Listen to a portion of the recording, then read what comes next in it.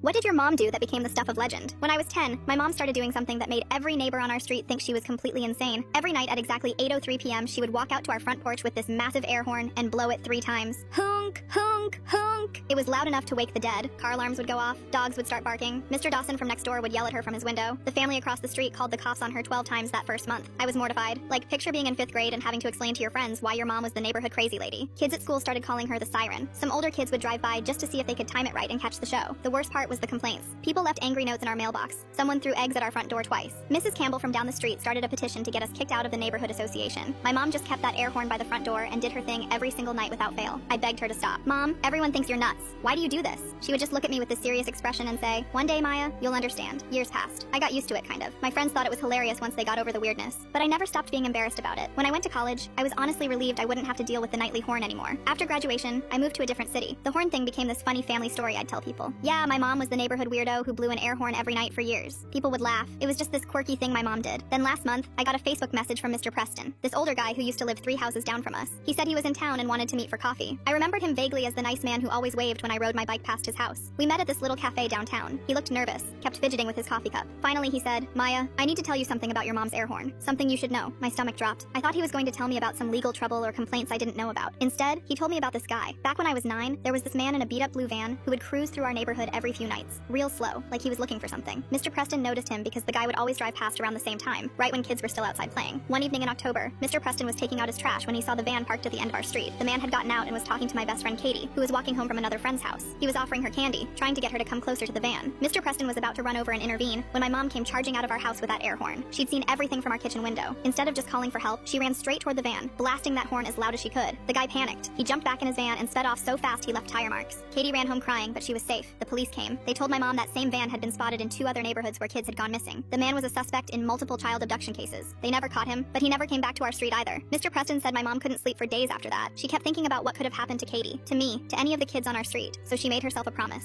Every night at 8:03 p.m., the exact time that creep had been prowling around, she would blow that horn 3 times. It was her way of sending a message to him, or anyone else like him, that might be watching our neighborhood. The message was simple. "I'm here, I'm watching, I see you." The neighbors never knew. My mom never told anyone the real reason, not even my dad. She just let everyone think she was the crazy lady with the air horn. She let them complain and call the cops and throw eggs at our door. She protected that secret for 15 years. Mr. Preston said he only found out because he'd been watching that night it happened. He'd wanted to tell me for years, but he respected my mom's decision to keep it quiet. When he heard she'd passed away last spring, he felt like I deserved to know the truth.